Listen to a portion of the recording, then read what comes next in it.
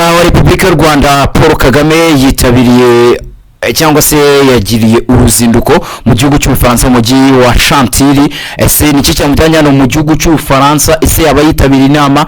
Ese hari izindi mpamvu za diplomasi zabazamujyanye? Ibyo ndaje ngo tubiganireho. Ikindi kandi ndaza kubwira no byimbitse ku masezerano y'u Rwanda ndetse na Repubulika Iharanira Demokarasi ya Kongo. Ese ni ibiki baganiriye ko bari bahuriye intumwa z'u Rwanda n'intumwa za Repubulika Iharanira Demokarasi ya Kongo zagiriye uruzinduko hariya muri Leta Zunze Ubumwe za Amerika i Washington mu rwego rwo gushimangira ibiganiro bagiranye. Yeni Bengozi yana irinde Quick Times News, we cyuri gusabwa no kujya ngo handitse subscribe ubundi wakandaho tugakomeza kubana muri gahunda zitandukanye za The Quick Times News, ubundi ibintu bikagenda neza cyane ko nahandi wakura amakuru meza kandi kugiye muhaye ikaze rero go tubirambo. Perezida wa Repubulika y'u Rwanda Paul Kagame yagiriye izinduko mu Faransa mu mujyi wa Chantilly aho yitabiriye inama mpuzamahanga yiga ku miyoborere n'izindi ngeri zose z'iterambere World Policy Conference cyangwa se WPC, ahaganirirwamo uburyo buboneye bw'imibereho idaheza kandi yisangwamo na buri gihugu ku isi. Umukuru w'igihugu yitabiriye inama ya 18 hamwe n'abandi bayobozi batandukanye ku isi, azaramo kandi n'umuyobozi wa WPC unayobora ikigo cy'Ubufaransa gishinzwe guteza imbere imibanire mpuzamahanga Thierry de Montbrial. WPC ni inama mpuzamahanga ihuza abantu b'ingeri zinyuranye baturutse ku isi bakaganira ku ngingo zishingiye ku guteza imbere imikoranire itabogamye ishingiye ku bwubahane hagati y'ibihugu byose.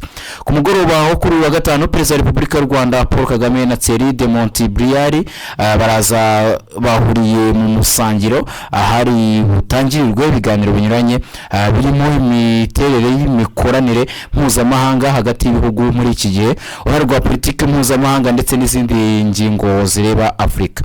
WPC yashinzwe mu mwaka wa 2008 igamije guteza imbere imiyoborere myiza ku isi, gusuzuma no kuganira ku bisubizo biboneye ku bibazo byo mu karere na mpuzamahanga ku buryo bwo kubaka icyizere n'ubworoherane.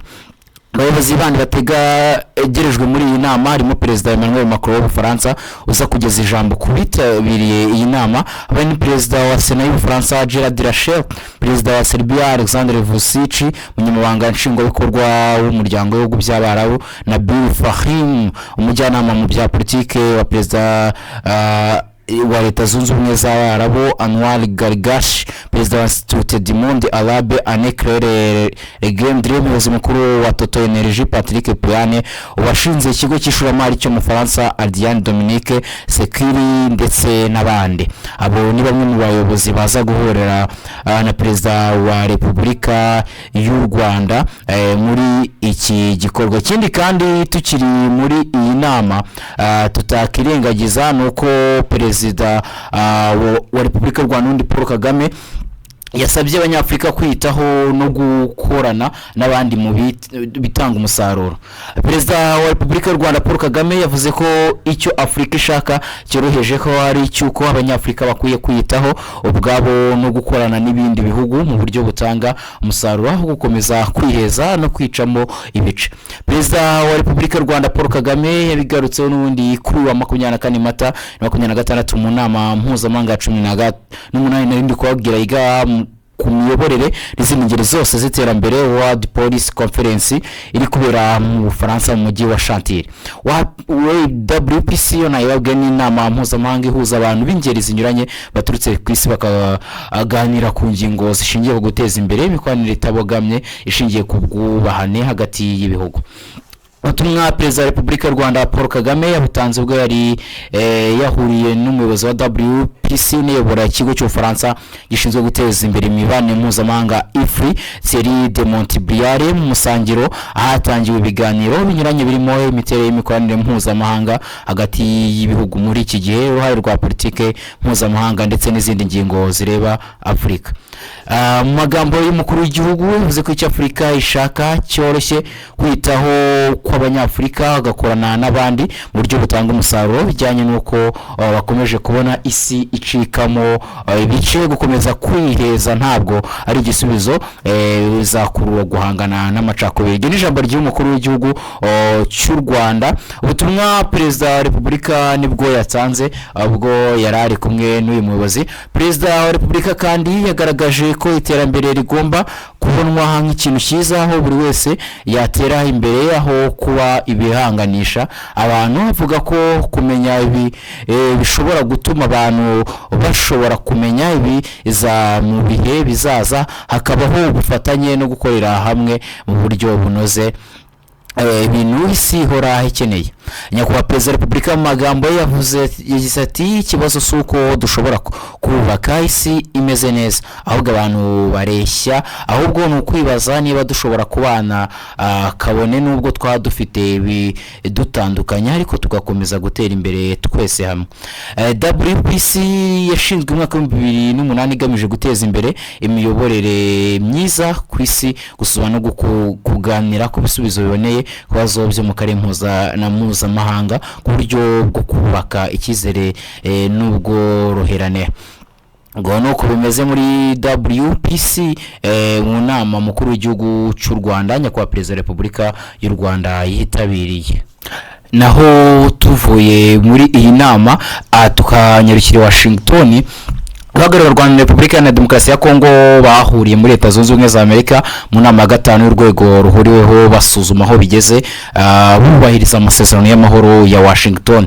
Uru rwego hashingiwe ku masezerano y'amahoro y'u Rwanda na Repubulika na Demokarasi ya Kongo byasinyiwe Washington tariki 27 Kamena 2025. Rufite inshingano yo gukurikirana ibahirizwa ry'ingingo zirimo gusenya umutwe w'iterabwoba wa FDLR no gukuraho burundu ingamba z'ubwirinzi.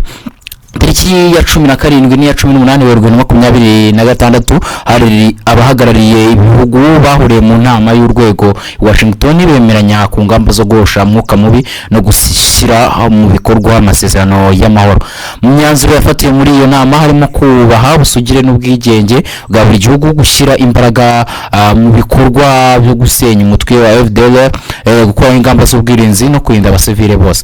Minisitiri w'ububanyi n'amahanga binyuze muri Minisiteri y'Ububanyi n'Amahanga n'ubundi ya Leta Zunze Ubumwe za Amerika atangaje ko ahagarariye ibihugu byombi Qatar n'umuryango wa Afurika yunze ubumwe EAU bongeye guhura tariki ya 23 Mata 2026 iruhande rwerekana aho rugeze rwahiriza imyanzuro yo mu kwezi gushize. Iyi minisiteri yagaragaje ko u Rwanda na Repubulika ya Demokarasi ya Kongo byagaragaje ko bishaka amahoro waboneka mu karere kandi bizakomeza gukora ibyo bisabwa byubakiye ku ntambwe zimaze guterwa. Umujyanama wa perezida wa Leta Zunze Ubumwe za Amerika ushinzwe gufatanya na Afurika Masad Bruce n'umwe mu bitabira inama z'uru rwego kuva rwajyaho kuri uyu wa 24 Mata atangaje ko Rwanda ndetse na Repubulika bumvikanye kongera guhosha umwuka mubi ya Repubulika ya Demokarasi ya Kongo mu hanganire no kubahiriza amasezerano y'amahoro. Bruce magambo ye yavuze ko Rwanda na Repubulika ya Demokarasi ya Kongo bashimangiye ububasha bwo guhosha umwuka mubi no gukomeza kubahiriza amasezerano y'amahoro byubakiye ku byagezweho bishingiye ku nama yabereye Washington muri Werurwe. Amasezerano y'amahoro yasinwe muri Kamena mu mwaka ushize yateganyaga ko ibikorwa byo gusenya umutwe wa FDLR no gukuraho ingamba z'ubwirinzi z'u Rwanda rwashyizeho bizamara iminsi 90 ariko hagiye gushira umwaka nta gifatika kiragerwaho.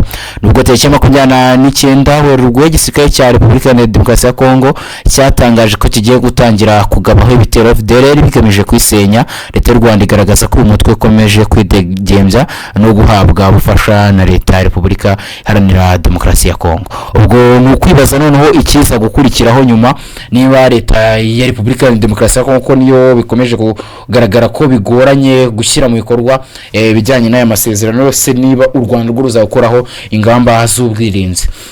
Ubwo no gutegereza tukareba uburyo bimeze. In the Week Times News ngende Benga Oziana, amahoro n'imigisha Nyagasani atanga bikomeze bane namwe dukomeze kwana muri gahunda za The Week Times News. Turabakunda cyane, amahoro n'imigisha Nyagasani atanga bibane namwe gusa mukande subscribe kwa bantu batarayikora.